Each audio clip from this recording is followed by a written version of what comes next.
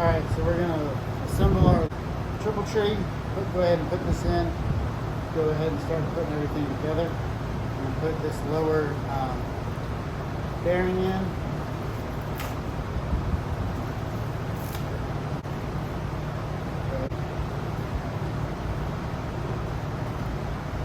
Go ahead and grease that. But if I lay down and I play dead and I stay dead, maybe you'll get sick of being the monster out of my head, under my bed. Think you're something out of my nightmares, standing right there. But if I lay down and I play dead and I stay dead. Alright, so I'm having to do a voiceover. That fan was getting too loud and you couldn't hear me. So I'm putting axle grease on these bearings and on the raceways so that everything runs real smooth. You want to make sure everything's good and lubricated before you put it together so you don't have to take it apart again. We're going to use high temperature axle grease. That's what I had on hand. It's what I use for a ton of stuff. I use it on all kinds of four-wheelers, ATVs, motorcycles, dirt bikes, guns, all kinds of stuff. It works great for a lot of things. You're going to want to grease up the shaft, make sure that it's nice and lubed up so that way you don't have any binding. You definitely don't want to have it put together and then hear a grinding sound. So it's good to just get everything good and lubed up. Take your time. Make sure you apply plenty of grease to both the bearings and the races for the bearings. So you'll see me do a test fit here just to make sure everything goes together. When I slid that up in there, it looked like it needed a little bit more grease on the bottom race. I didn't want it to go in dry, so go ahead and take the time and do it again. I'm going to go ahead and put grease on the top race before I finish the assembly, so that way I've got that step taken care of. Now we're going to do another test fit, see how it goes in there. Nice and smooth. Alright, so now we're going to put our top bearing in. So go ahead and pull it out of the package. Went with all Honda factory parts. Get that all nice and lubed up. Put plenty of grease on it. And then we're going to go ahead and set it in that top race. We pre-greased the race and then dropped the bearing in there.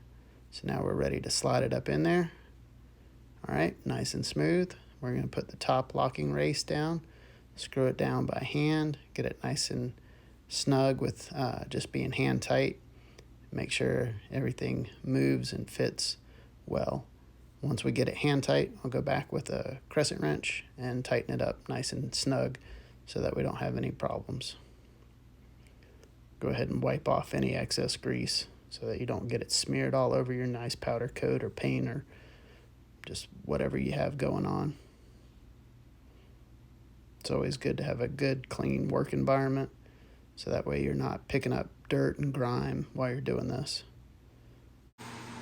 Alright, so we're back. Went to the store and I got some Loctite. Using this on everywhere we need to. Mosquitoes are in here. Even though this stuff's in a tube, it actually said shake well before use.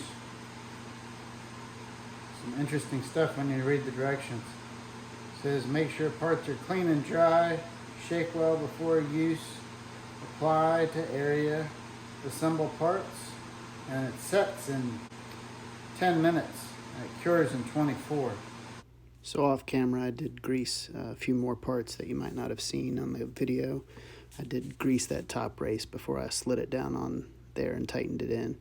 So now I'm putting the locking ring and then the top indexing ring, and I'm going to go back with my crescent wrench and tighten everything up so that it's nice and snug and we don't have any problem. You definitely don't want to over tighten this. You can look up the manual and get your factory torque specs. Check below in the description for this video. I'll put a link to the factory manual so you can download that and check for all your torque specs and anything else that you need to find out about your Honda Ruckus.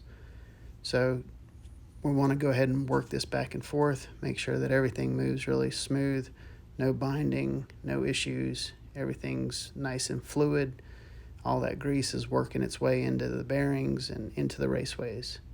So now that I've got that part finished, we're going to get our assembly bolts for the frame. These are the main bolts that hold the front and rear frame together. I've got a little jar of some gasoline. and I cleaned up the bolts, and then I'm going to apply my Loctite. So a little trick that you can do, you apply the Loctite to one of your 2 bolts if you have 2 that you're doing, and then you can go round and round like this, and it helps to spread the Loctite out. It's a little trick. It helps to get it nice and even. You don't have to do that. If you just have 1 bolt, you're perfectly fine to just go in, but that way you don't have any excess that's falling or dripping off. Don't forget to use your washers when you're putting this together, and definitely just make everything hand tight and leave it a little bit loose, so that way you can square up the frame and make sure there's no issues with fitment, and all 4 bolts will fit. I put 1 on one side and 1 on the other side, sort of in a diagonal from each other, and then once I get those 2 hand tight, I'm going to go ahead and put the other 2 in. That way everything lines up without any issues. If you go ahead and start cranking them down, you're going to have an issue with one of the bolts lining up, and you'll have to take it apart or loosen things up. So just, again, like I've said before, take your time, do it right the first time, and you won't have any problems, or you'll have a whole lot less problems. Can't guarantee that you won't have any problem. So now I'm putting in the second 2 bolts, and like I said, make sure you don't forget your washers. Go ahead and get those in there, and finger tight, get it in there, screw it in. Make sure all the threads line up. You shouldn't have to force anything. Once you got that one in, go back, put the very last one in.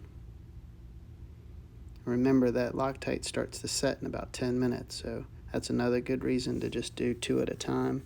You don't want to go and do all of them and then have your phone ring or something happen and you have to walk away or not answer the phone or whatever the case might be. Just take your time. Get everything finger tight. Go back with the socket wrench. Get everything nice and snug.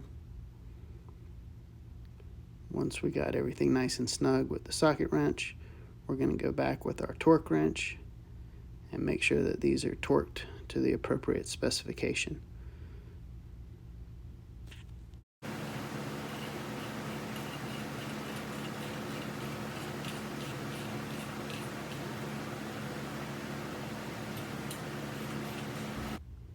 So now we're breaking out the torque wrench. Make sure you hold your torque wrench from the end. If you hold it from the top, you change the torque specification. So make sure you're always holding it from the end of the torque wrench, not the middle, not the top. Wait till you hear that click. That means you've got it nice and tight. Make sure you're holding your frame. Be good if you had some help. You definitely don't want this thing shooting off the table while you're tightening down the bolts.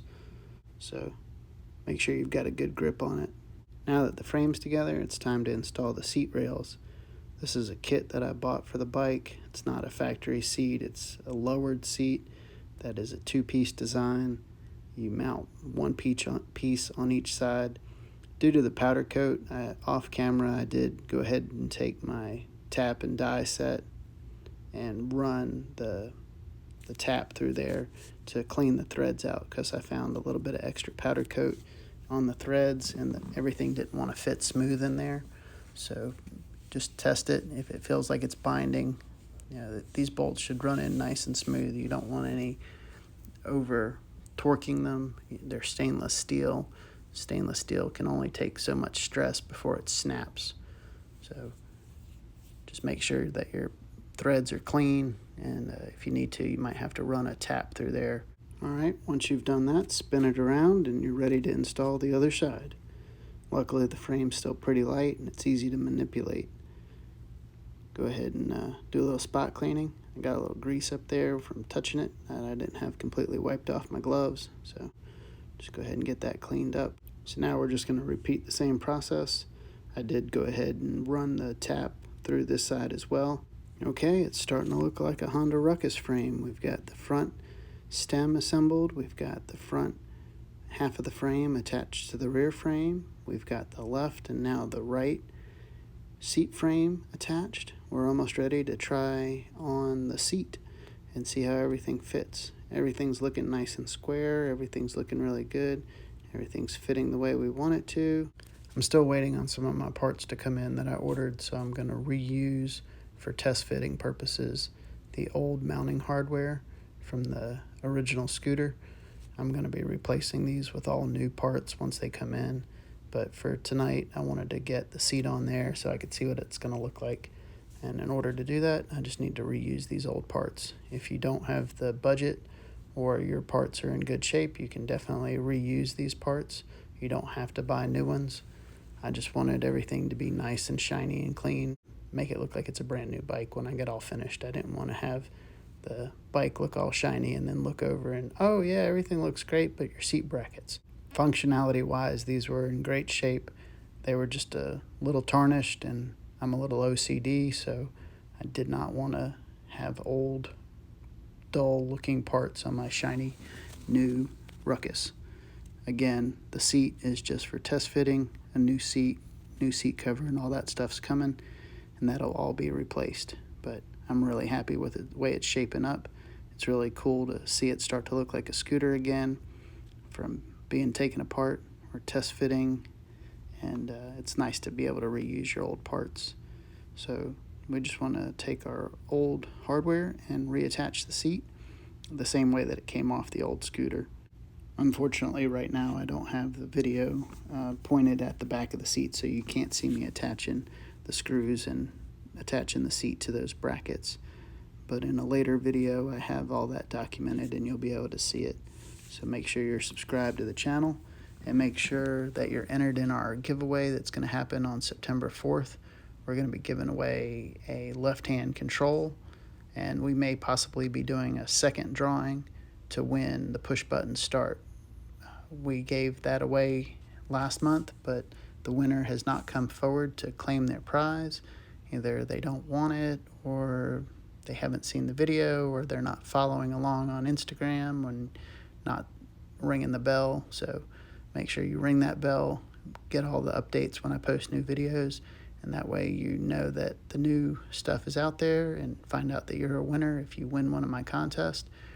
The only thing you have to do to be entered is be a subscriber on my YouTube channel, and it definitely helps if you want to be a follower on Instagram, but that's not required. But that does help you get all these notifications, and I post videos and pictures of the builds and different things that are going on, and that's the easiest way to get notifications about winning and the different contests is to follow along on Instagram. But the only thing you have to do is be subscribed to my YouTube channel and you're entered to win. I'm very happy. Look at that. It fit perfect. So now we're going to drop on the handlebars, get an idea of what those are going to look like. Yep, they're going to look pretty sweet. All right, let's drop the gas tank in there, see what it's going to look like. Oh yeah, it's looking sweet. Really happy with this so far. We've got our gap filler from FLP, drop that in there, and we're just placing things right now so that we can get an idea of what they look like. Pulling off the seat, now that we've seen what it looks like, go ahead and remove that, get ready for the new parts to come in. If you made it this far into the video, thank you very much for sticking around to the end. I really appreciate that. I appreciate all my subscribers, so thank you very much for watching, subscribing. I'm really excited that the channel's growing. Please drop me a comment below and let me know if you like this new format where I did a voiceover over the video. And I hope everybody's enjoying the build as much as I am. Stay tuned.